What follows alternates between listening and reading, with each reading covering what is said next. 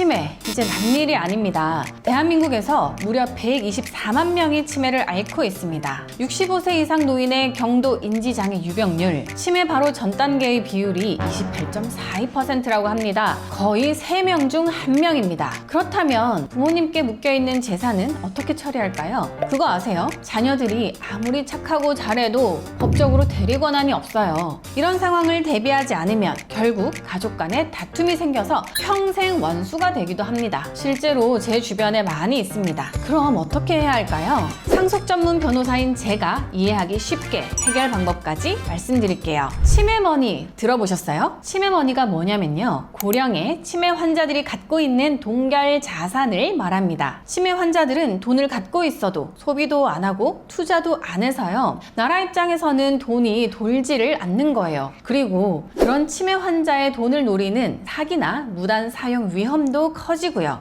65세 이상 치매 환자 보유 자산은 무려 154조 원이라고 합니다. 시총 1위 삼성전자의 1년 영업이익이 32.7조 원이거든요. 그 5배 정도나 되는 거예요. 실제로 제 의뢰인이 겪은 사례입니다. 그분의 홀로 계신 어머니가 치매이신데 평생 부모 돈 타가지고 가기만 했지 생전 선물 한번 해본 적 없던 형이 갑자기 나타나더니 맞이로서 역할을 해야겠다며 어머님을 모시겠다고 했대요. 형이 너무 의지가 되었겠죠? 웬걸? 돌아가시고 나니 어머님의 부동산은 형에게 전부 다 넘어갔다며 아휴, 너무 안타깝죠. 그런데 이런 일이 여러분의 일이 될 수 있다는 겁니다. 이런 일이 생기면 돈도 돈이지만 형에 대한 배신감이 말도 못하죠. 가족이 아니라 원수가 되는 겁니다. 그래서 부모님이 치매 기운이 있으시다고 한다면 미리 대비를 하는 것이 좋은데요. 그 대비는 치매 초기와 치매 중증으로 나누어서 할 수 있습니다. 우선 제일 먼저 치매 초기 가족 신탁 기억하세요. 치매가 경미하거나 초기에 발견된 경우에 아직 정신적으로 건강하신 순간들도 많을 겁니다. 미리 신탁 계약을 체결해 두세요. 부모님이 치매 증상이 심해지면 예금 인출도 어렵고 부동산 처분도 사실상 불가능해져요. 부모님이 아무것도 못하는 상황이 되더라도 자식은 대비하지 못하게 되죠. 이런 상황에 대비하지 않으면 결국 가족 간에 싸우게 되거나 성년 후견 신청을 하게 됩니다.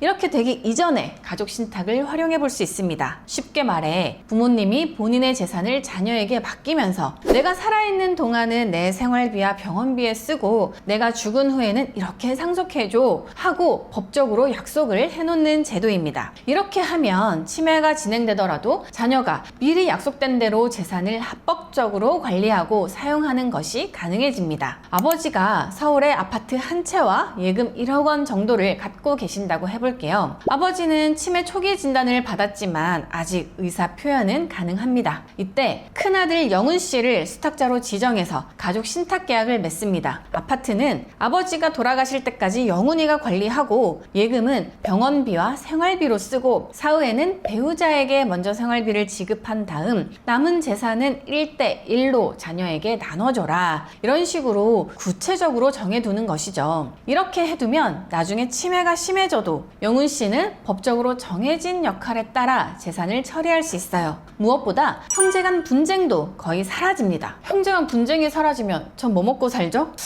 유튜버? 여기서 중요한 건 부모님이 의사결정을 하실 수 있을 때만 가족 신탁 계약을 체결할 수 있다는 거. 그래서 치매 초기거나 이상 징후를 보일 때 미리 준비해야 합니다. 부모님 사망 이후에 상속 설계까지 한 번에 정할 수 있는 것이 장점입니다. 두 번째, 치매 중증이라면 성년 후견인 제도.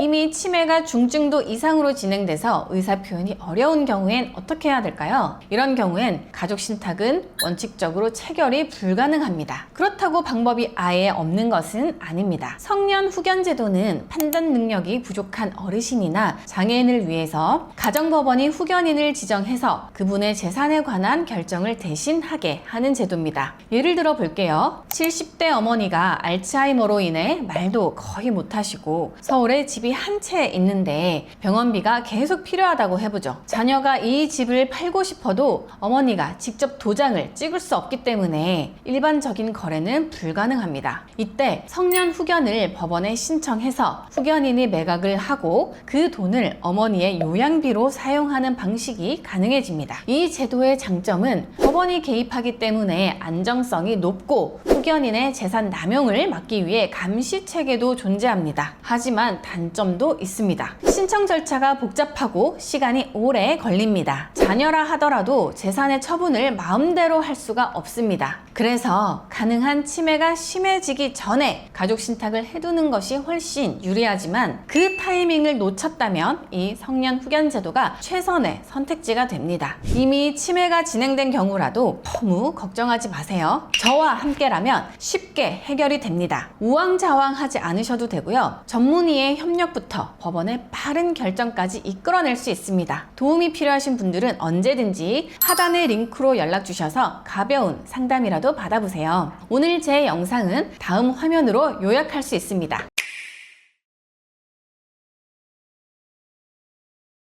치매머니는 나라 경제적으로도 큰 문제라서 앞으로 가족신탁 가입자에게 소득공제 혜택을 주겠다고 논의하고 있다네요. 이런 후견이나 가족신탁, 치매머니의 가족관리 기술에 대해 계속 소식 전해드릴게요. 제 채널이 아직 작아서 구독을 꾹 누르지 않으시면 영상이 올라온지 모르실 거예요. 그러니까 좋아요, 구독, 알람 설정까지 꼭 부탁드리겠습니다. 네, 그럼 오늘 여기서 인사드리겠습니다. 하수정 변호사였습니다. 감사합니다.